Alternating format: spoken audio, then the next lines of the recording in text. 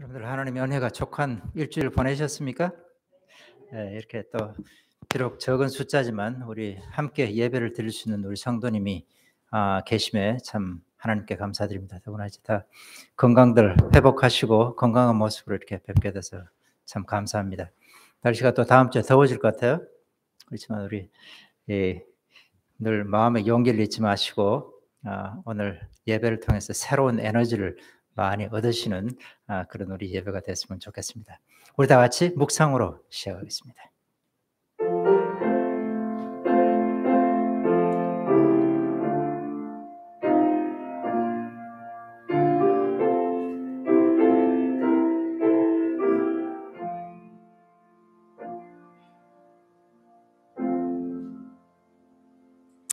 우리 다 같이 560장 참여로 시작하겠습니다.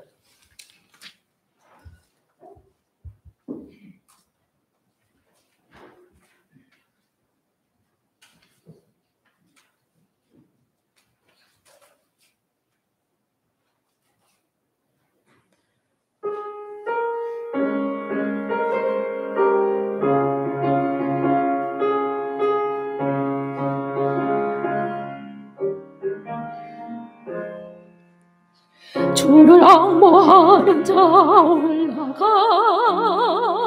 올라가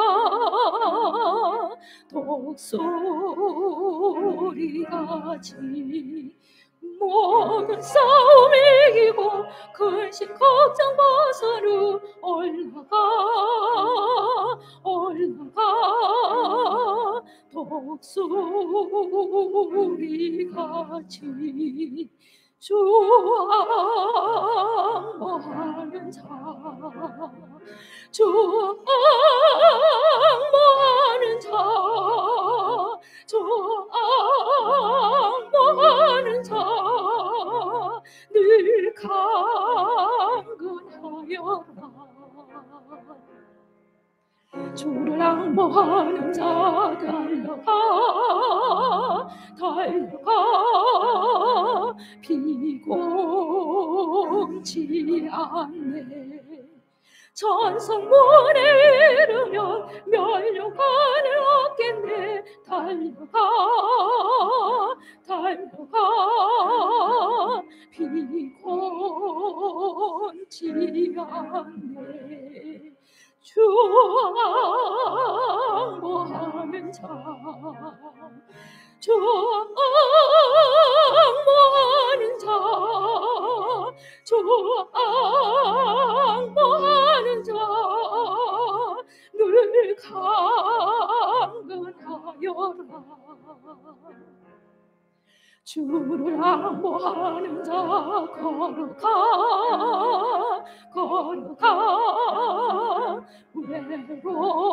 외롭지 않네. 길을 잃은 양떼를 두루 찾아다니며 걸어가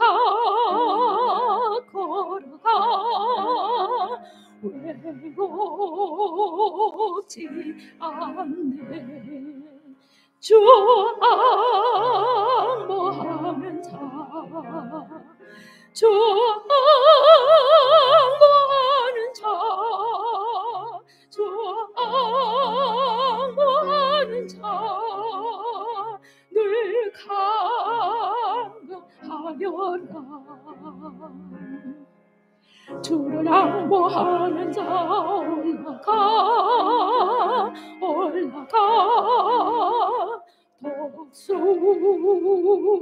독수리같이 은혜 안에 뛰놀러 주의 영광 보리라. 올라가 독수리같이 주 앙모하는 자 주 앙모하는 자 주 앙모하는 자 늘 강건하여라.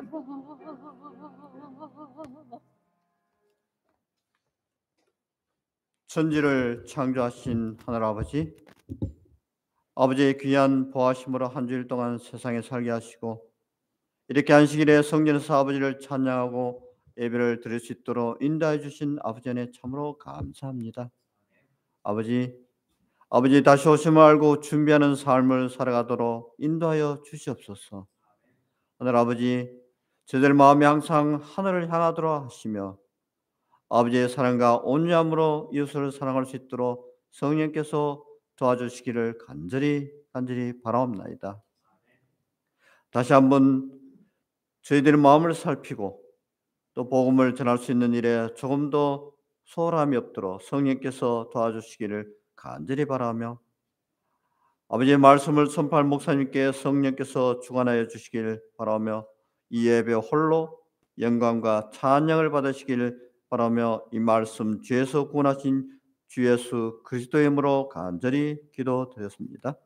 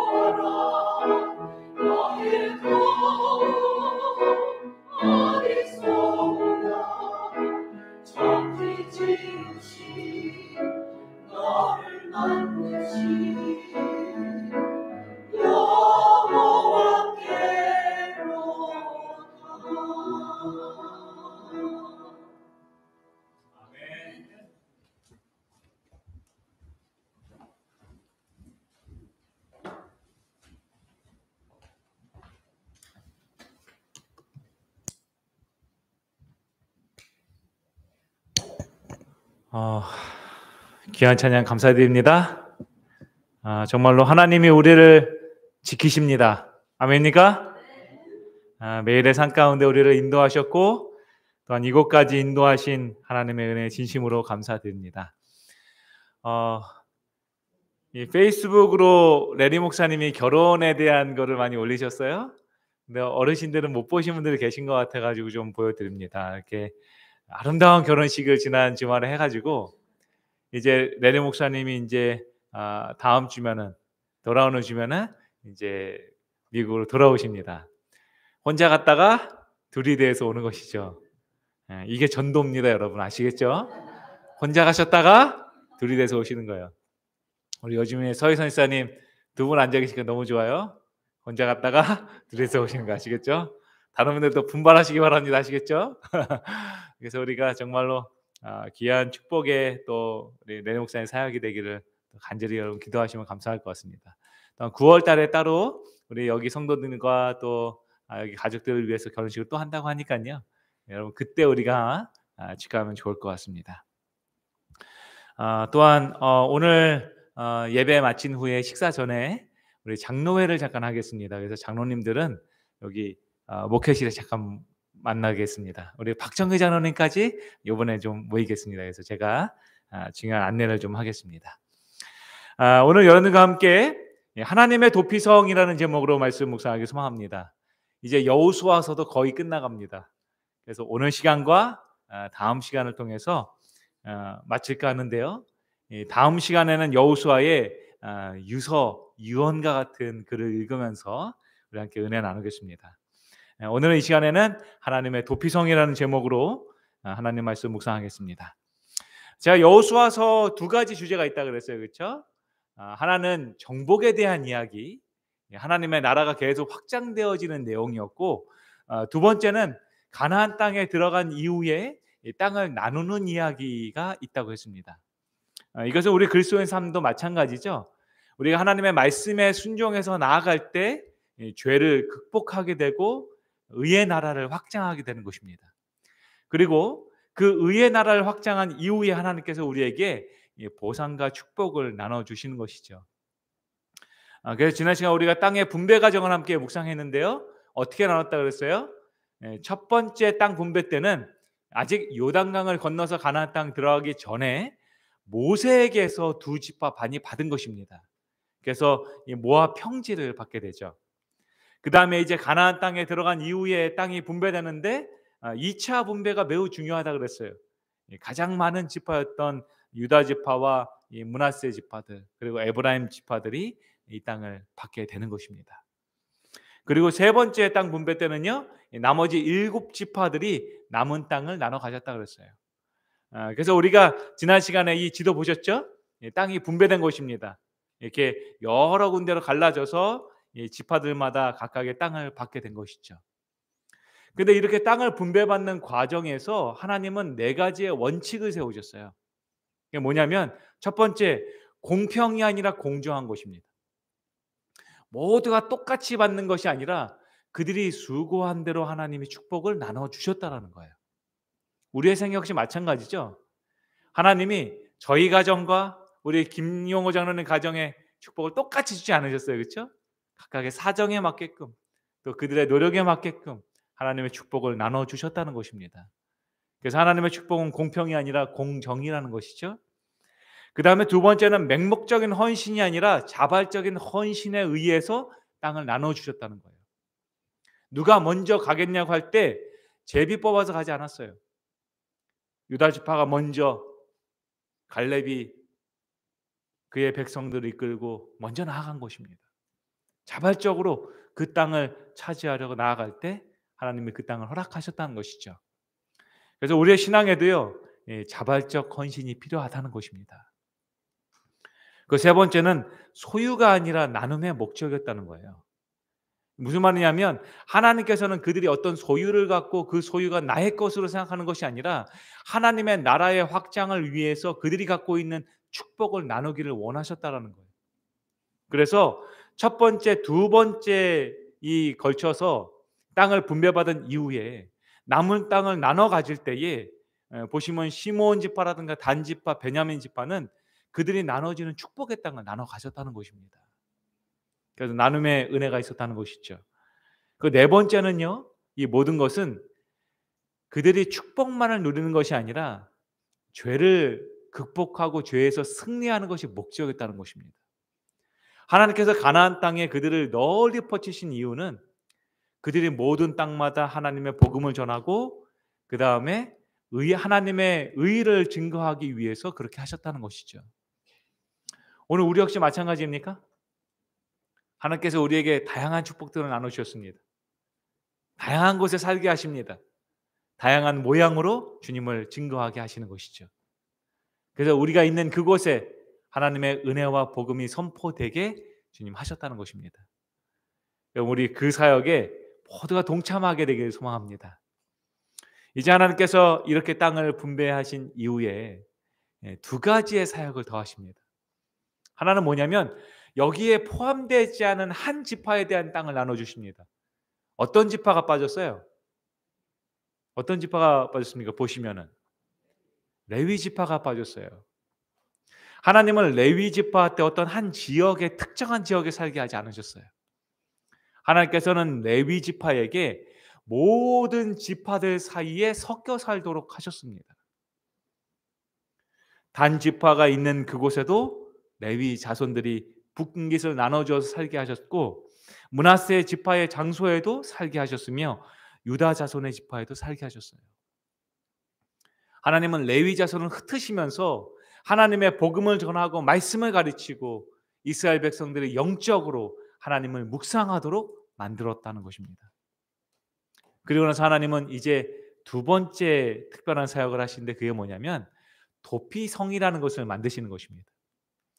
우리 함께 여호수아서 20장 1절과 3절에 있는 말씀 큰 소리로 읽겠습니다. 여호수아서 20장 1절과 3절에 있는 말씀 읽겠습니다. 자, 여호와께서 시작. 여호와께서 여호수아에게 말씀하여 이르시되 이스라엘 자손에게 말하여 이르기를 내가 모세를 통하여 너희에게 말한 도피성들을 너희를 위해 정하여 부재 중에 실수로 사람을 죽인 자를 그리로 도망하게 하라. 이는 너희를 위해 피해 보복자를 피할 곳이니라. 여기 먼저 보면은 여호와께서 여호수아에게 말씀하여 이르시되라고 말합니다.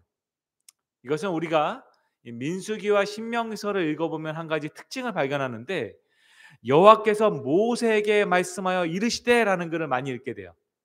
뭐냐면 구약 성경을 기록할 때에 각 챕터를 정하면서 하나님이 주신 메시지를 강조하기 위해서 이 말을 기록한 것입니다. 모세에게 하나님의 말씀이 임하셨던 것처럼 여호수아에게도 하나님의 복음이 증거됩니다. 근데 어떻게 하나님이 무슨 말씀을 하시냐면 여기 말하기를 내가 모세를 통하여 너희에게 말한 도피성을 지으라는 것입니다. 하나님께서 이미 모세에게 도피성을 만들라고 말씀하셨어요. 가나안 땅에 들어가면 이러한 도피성이 있어야 된다라고 말씀하신 거예요. 근데 그 도피성을 지은 목적은 뭐냐면 주님 설명하기를 너희를 위해서 피해 보복자를 피할 곳을 지었다는 것입니다. 여러분 피해 보복자라고 들으면 여러분 느낌이 어떻습니까? 좀 무섭고요. 그리고 뭔가 막 복수심에 불탄 것 같고요. 강렬한 인상을 받지 않습니까? 근데 여기서 말하는 피해 보복자라는 이 단어가 히브리어 단어로 우리가 잘 아는 단어가 사용되는데 고엘이라는 단어가 사용돼요. 고엘. 들어보셨어요? 고엘? 우리 룻기서 한번 공부했었는데 룻기서의 그 가녀리고 빛이 있는 그 룻을 위해서 하나님께서 누굴 세우세요? 보아스를 세우세요. 근데 보아스의 별칭이 뭐였어요? 기업을 물을 자라고 그랬어요. 그것이 고엘입니다. 여러분 보아스 생각하면 무섭고 막 이름만 들어도 누군가를 죽일 것 같고 그렇습니까? 아니죠. 보아스 하면 어떤 게 떠올라요? 하나님의 넘치는 은혜가 떠오르는 것입니다. 헤세드. 근데 똑같은 단어가 사용되는 거예요. 고엘. 이 고엘이라는 것은 어떤 의미였냐면 그 가족 가운데 누군가 어려움을 당하면 그의 친족이 그 어려움을 도와주는 것입니다. 그 사람이 빚을 지었으면 빚을 대신 갚아주는 것이었고요. 그 사람이 어려운 일을 당하면 도와주는 것이었고요. 누군가가 그 사람을 죽였으면 가서 대신 갚아주는 거였어요. 이 그 피해 보복자라는 것이 똑같은 의미인 것입니다. 누군가에게 어려움을 당해서 누가 그를 죽였으면 그의 친족 가운데 한 명이 대신 가서 그의 억울함을 풀어주는 의미였던 것입니다. 좋은 의미입니까? 좋은 의미예요. 그런데 이것이 나쁜 의미로도 사용될 수 있어요? 막 복수하는 의미로 사용될 수 있다는 거예요. 하나님께서 만들어 주신 제도가 인간의 죄로 말미암아서 타락해 버리는 것입니다. 그래서 하나님은 그것을 방지하기 위해서 한 제도를 더 두세요. 그것이 바로 도피성 제도인 것입니다. 민수기 35장에 보면은 계속해서 도피성이 어떤 것인가 이렇게 설명하고 있어요. 13절부터 이렇게 말합니다. 너희가 줄 성읍 중에 6을 도피성이 되게 하되라고 말합니다. 몇 개 지으라 그랬어요? 6개의 도피성 지으라는 것입니다. 어떻게 짓냐면 여기 이렇게 장소에 대해 설명하기를 세 성읍은 요단 이쪽에 두고 세 성읍은 가나안 땅에 두어서 도피성에 되게 하라 그랬어요. 그리고 나서 여호수아에게 주님 분명히 말씀하셨어요. 어디 지으라고? 여호수아서 20장에 보면은 여기 말하기를 납달리의 산지 갈릴리 게데스에 지으라. 갈릴리 호숫가 근처에 지으라는 것입니다. 그래서 여기 보시면은 이 북쪽에 납달리 지역에 도피성이 하나 생긴 것입니다. 그다음 에브라임 산지의 세겜이라는 곳에 지으라 그랬어요. 이 세겜 유명하죠? 누가 노년의 생애를 살아간 곳이에요? 아브라함이 살았던 그곳이에요. 그곳에 하나님께서 도피성을 하나 지어 놓으라고 말씀하셨어요. 그다음 계속해서 말하기를요. 여기 유다 산지의 기랏 아르바라는 곳에 지으라라고 그랬습니다. 그래서 유다 산지에 또 도피성이 하나 생기게 됩니다. 그 다음에 이번엔 동쪽으로 이동해서 이 르우벤 지파의 평지 베셀이라는 곳에 지으라라고 말합니다. 베셀. 그 다음에는 갓 지파가 있는 길랏 라못이라는 곳에 지으라고 말씀하십니다. 그리고 마지막으로 므낫세 지파의 바산 골란이라는 곳에 지으라고 주님 명령하세요. 여러분 어떻습니까? 이 지도상에 도피성이 생겨난 곳들을 바라보면 어때요? 하나님께서 한 지역에다 지어놓으신 게 아니라 모든 사람들이 갈 수 있게끔 퍼뜨려서 6개의 성읍을 지어놓으셨다는 것입니다. 그리고 이것에 대해서요 부조와 선지자는 이렇게 덧붙여 설명하고 있어요. 도피성은 가나안 땅 어느 곳에서든지 한나절에 갈 수 있게 분산된 것입니다. 여기 보시면은 보시면요. 이 가나안 땅의 어느 곳에선지 한나절에 갈 수 있는 곳에 분산 배치되었다. 예, 도피성으로 가는 길은 언제나 어떻게 되었어요? 평탄하도록 잘 손질되었다는 거예요. 그리고 그 모든 길마다 표주들을 세워서 도망하는 자들이 이 순간에 지체하지 않도록 분명하고도 큰 글씨로 이 도피란 글자를 새기도록 하셨다는 것입니다. 그리고 덧붙여서 뭐라고 설명하냐면 한 사람도 잃어버리지 않도록 한 사람들 길에서 방황하지 않도록 명확하게 만들어 놓으셨다는 거예요. 그러니까 아무도 모르는 곳에 도피성을 하나 지어놓은 것이 아니라 누구든지 언제든지 갈 수 있는 그곳에 하나님의 도피성을 세워놓으셨다는 것입니다. 누구든지 마음만 먹으면 반나절이면 갈 수 있는 그 거리에 지어놓으셨다는 거예요. 가는 길은 모두가 갈 수 있도록 넓고 평단하게 지어놓으셨다는 거예요. 그리고 곳곳마다 하나님의 표지판이 세워졌다는 것입니다. 이곳에 숨으라는 글귀가 세워졌다는 것이죠. 여러분 우리 예수님도 우리에게 이와 같은 일을 하셨습니까? 우리가 마음만 먹기만 하면 언제든지 주님 곁으로 갈 수 있도록 주님 우리를 영접하십니다. 그리고 아무도 길을 잃지 않도록 곳곳에 그리스도인이라는 예수님의 팻말들을 세워놓으셨어요. 그리고 그 길에 갈 때 어려움 당하지 않도록 곳곳에 하나님의 종들을 놓아두셨다는 것이죠. 그런 은혜의 장소가 이 도피성이었다는 것입니다. 그리고 계속해서 이렇게 말합니다. 그럼 누가 갈 수 있는가? 여기 말하기를 이 여섯 성읍은 이스라엘 자손과 타국인과 이스라엘 중에 거류하는 자의 도피성이 되라. 무슨 말이에요? 누구든지 갈 수 있다는 거예요. 이스라엘 자손만 가는 것이 아니라 타국인이든지 그 땅에 거류하는 누구든지 갈 수 있는 그곳이 바로 도피성이었다는 것입니다. 우리 예수님의 구원 역시 마찬가지죠. 이스라엘 백성들만이 아니라 주님의 이름을 부르는 누구라도 구원을 얻도록 주님께서 허락하셨다는 것입니다. 그리고 세 번째는 뭐냐면 이 목적이에요. 그 목적은 뭐냐면 부지 중에 살인한 모든 자가 그리로 피하도록 만드셨다는 것입니다. 그래서 우리가 도피성을 바라보면 무엇을 알게 되냐면 하나님의 심판의 목적에 대해서 분명히 알게 돼요. 이 도피성에 대해서 말할 때 이렇게 말합니다. 도피성으로 바라본 살인에 대한 두 가지의 처벌 방법이 있어요. 첫 번째는 뭐냐면 민수기 35장 16절부터 21절 이렇게 말합니다. 만일 철 연장으로 누군가를 죽였으면 그 사람은 반드시 죽이라고. 만일 사람을 죽일 만한 돌로 손을 들어서 누굴 죽였으면 그 사람은 죽이라고. 죽일 만한 나무 연장으로 누굴 죽였으면 죽이라는 거예요. 그리고 누군가를 미워해서 몰래 뒤에 가서 밀어서 떨어뜨려 죽였으면 그 사람 역시 죽이라는 것입니다. 아기를 가지고 손을 들어서 누군가를 죽였으면 죽이라는 거예요. 그 처벌 방법이 어때요? 반드시 죽어야 된다는 거예요. 어떤 사람이 그러냐면 첫 번째, 악한 의도를 갖고 누군가에게 피해를 끼친 사람, 그 사람은 죽어야 된다는 것입니다. 두 번째, 교만한 마음으로 누군가를 죽인 사람, 그 사람에게 역시 하나님의 넘치는 은혜는 없다는 것입니다. 그럼 어떤 사람에게 또 다른 처벌이 주어지냐면 민수기 35장 22절부터 25절은 말하기를 악의가 없이 우연히 누군가를 죽였을 경우에 해당되는 거예요. 또 보지 못한 상태에서 물건을 던졌는데 그 물건이 가서 그 사람의 이마에 맞아 죽게 되면 그 사람은 살 수 있다는 것입니다.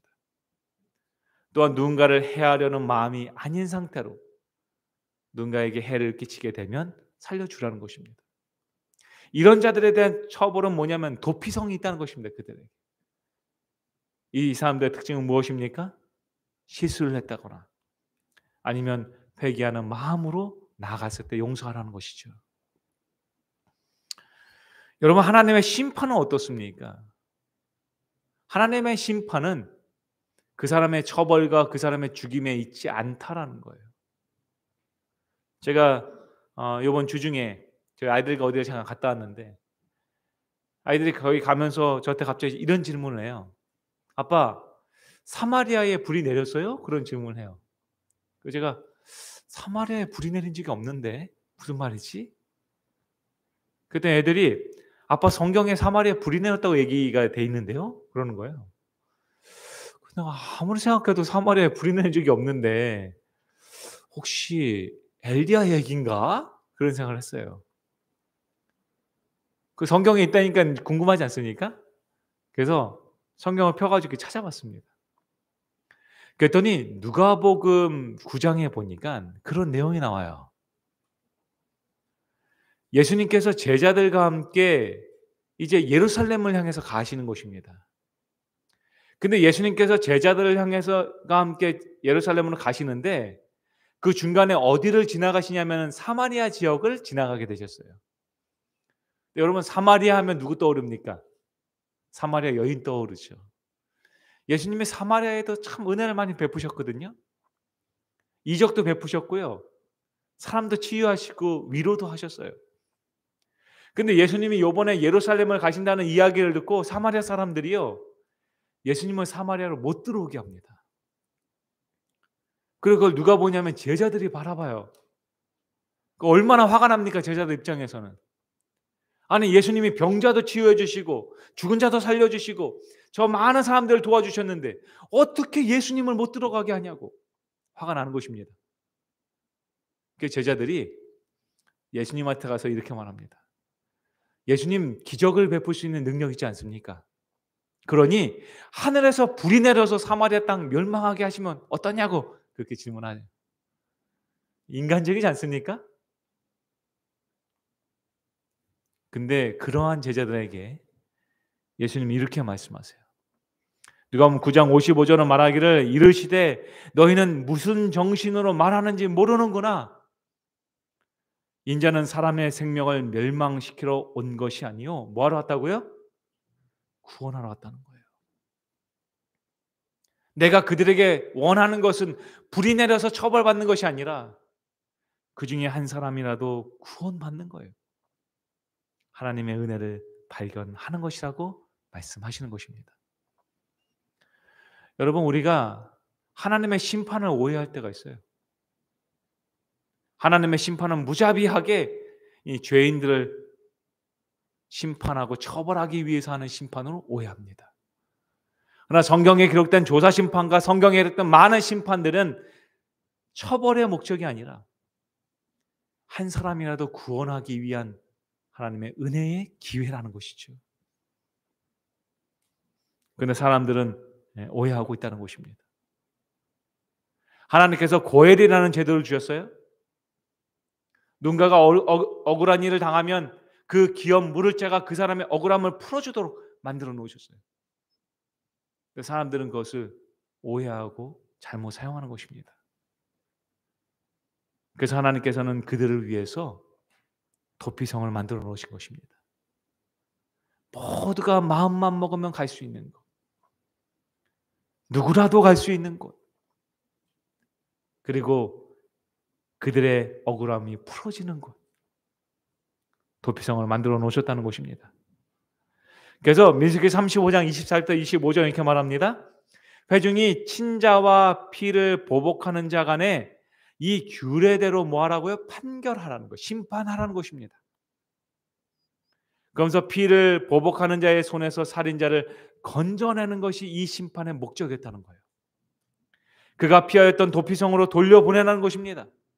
그러면서 그는 거룩한 기름 부음을 받은 대제사장이 죽기까지 거기 거하게 된다는 거예요. 근데 이 말씀에 사람들이 오해할 때가 있어요. 아, 그러면 그 대제사장이 죽으면 들어가서 그 사람을 잡아다가 죽이면 되는구나 오해하는 것입니다. 아니에요. 이때 사용되는 단어가 속전이라는 단어로 사용돼요.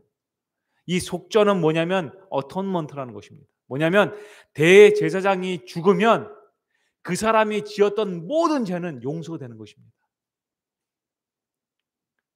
그래서 그 사람은 그때는 도피성을 나와서 자유롭게 자신의 집으로 돌아갈 수 있었던 거예요.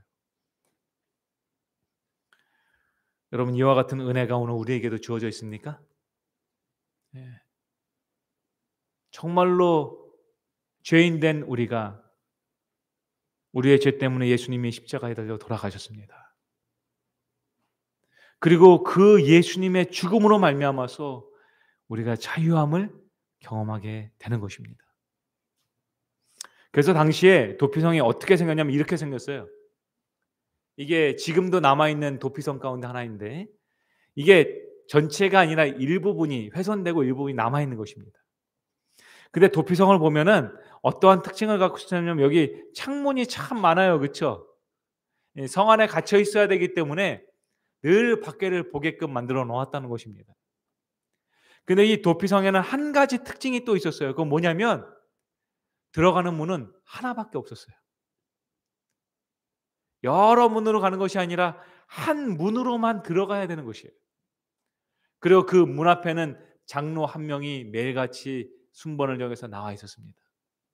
저 멀리에서 죄인이 헐레벌떡 그 살인자가 뛰어오는 것입니다.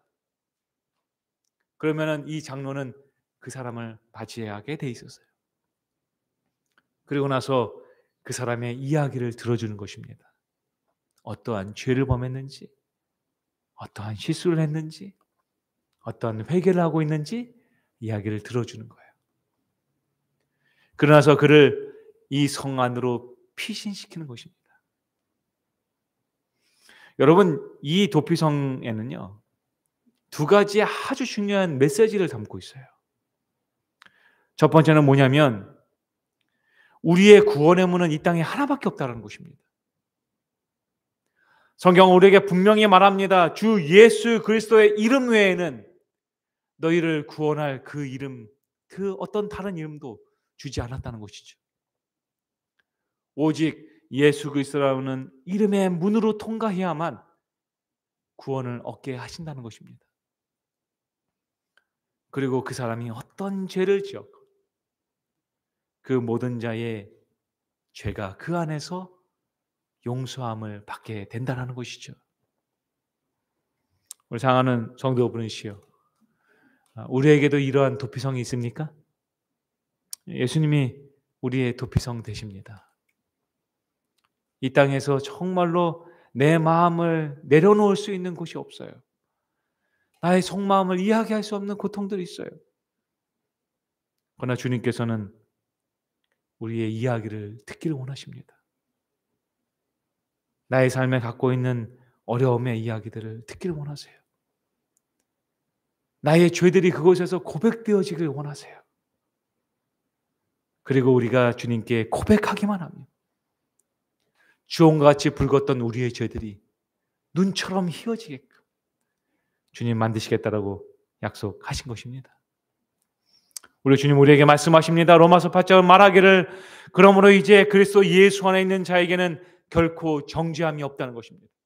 내가 너의 죄를 위해서 십자가에 달려 죽었으며 너의 죄를 용서하였다라고 주님 말씀하십니다.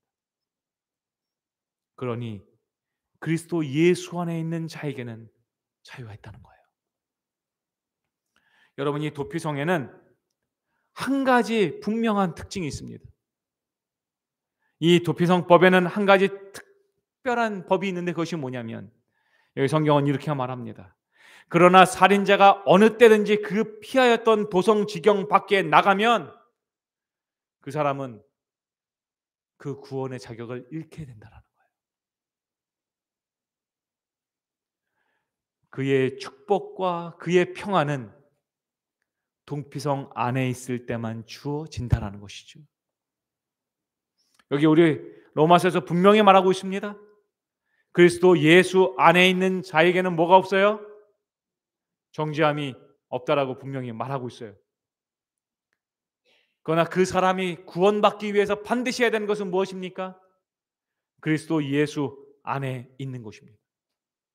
내가 그리스도 예수 안에 있을 때에 나의 죄와 사망의 법이 나를 구원하는 생명의 법으로 바뀌는 것이죠. 그리고 그 안에 있을 때에만 참된 자유가 우리에게 주어진다는 것입니다. 사랑하는 성도 여러분이시여, 오늘 우리는 어디에 있습니까? 예수님 안에 숨겨져 있습니까? 아니면 세상 밖에 나와져 있습니까? 오늘 우리가 예수님 안에 거하기를 바랍니다. 주님은 우리가 만날 수 있는 그 어떤 장소에도 거하십니다. 우리의 마음 가운데 회개의 마음이 있기만 하면 누구든지 주님을 만날 수 있도록 주님 허락하십니다. 그리고 우리에게 죄를 묻지 아니하시며 우리를 주님의 품으로 안아주시는 것이죠. 여러분, 이 안식일 아침 그 주님의 평안에서 정말로 참된 자유를 경험하길 소망합니다. 세상 가운데서 우리가 살아가면서 지치고 힘들게 살아왔지만 주님 안에서 참된 평안을 누리기를 소망합니다. 그런데 화인여사는요, 이러한 도피성이 우리에게 있는데 그것이 뭐냐면 사도행전 11장은 이렇게 말합니다. 교회는 반역한 세상에서 하나님이 보유하고 계시는 당신의 요새요 도피성이다. 뭐가 하나님의 도피성이라고요? 오늘 우리 교회가 하나님의 도피성이라는 것입니다. 그래서 하나님께서는 이 교회를 한 곳에서만 만들지 않고 여러 곳에 만들어 놓으셨어요. 누구든지 회개의 마음으로 주님을 찾기 원하면 누구든지 갈 수 있도록 그 교회를 여러 곳에 만들어 놓으신 것입니다. 그리고 그 안에서 참된 용서와 자유를 경험하게 하셨다는 것이죠. 그런데 때로 우리가 하나님의 도피성을 하나님의 심판 장소로 만들 때가 있어요. 누군가의 죄를 막 이야기하고 그러면서 나의 죄는 가리우는 일을 할 때가 있어요. 누군가를 지적하면서 이야기할 때가 있어요. 그래서 하나님의 도피성이 도살장이 되는 것입니다. 예수님이 그러셨어요. 이 땅에 오셔서 말하기를 너희들은 하나님의 집을 도살장으로 만들었다라고 말씀하셨어요. 누군가의 죄를 쪼개고 입으로 살인하고 그런 도살장으로 만들었다고 얘기하신 것입니다. 그러나 여기 분명히 말하고 있습니다. 하나님의 집, 교회는 도살장이 아니라 도피성이라는 것입니다. 그의 죄가 가려지는 곳이라는 것입니다. 그의 죄가 용서되어지는 곳이라는 거예요. 그래서 사람의 냄새가 나는 것이 아니라 하나님의 은혜의 향기가 나는 곳, 그것이 교회라고 주님 말씀하신 것입니다. 우리 사랑하는 성도 여러분이시여, 오늘 우리가 우리의 교회를 하나님의 도피성으로 만들게 되길 소망합니다. 우리의 자녀들이 세상 가운데 살다가 돌아왔을 때에 그들이 숨길 수 있는 것, 주님의 품을 만날 수 있는 것, 그것이 우리 교회 되길 소망합니다. 그렇게 할 때 비로소 우리 교회가 진정한 좋은 교회 될 것입니다.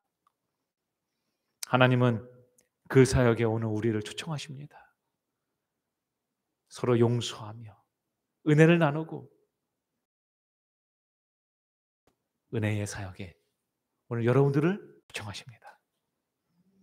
그 사역에 동참하여 우리 모두가 참된 예수님의 은혜를 나누며 참된 예수님의 평안 가운데 거하는 귀한 안식일 되길 소망하며 오늘 말씀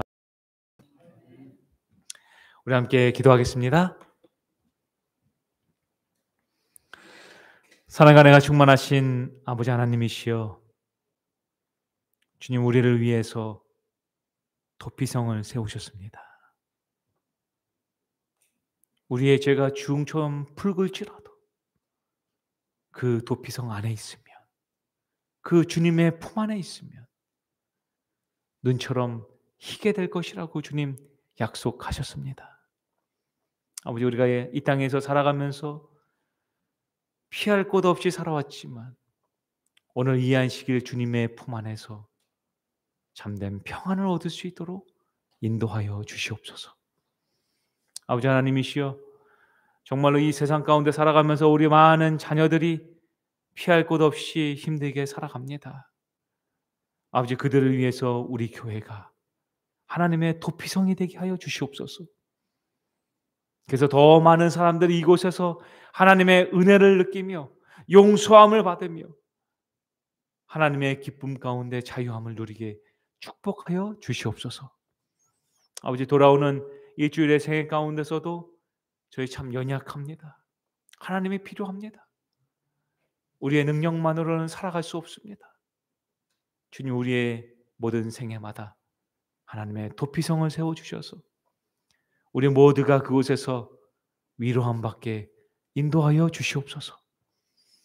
하나님의 넘치는 은혜와 보호하심이 돌아오는 한 주일 동안에도 우리 모든 성도님들의 각 가정마다 모든 심령마다 함께 하실 것을 믿고 감사드리오며 이 모든 말씀 예수님의 이름으로 간절히 기도드렸습니다. 아멘.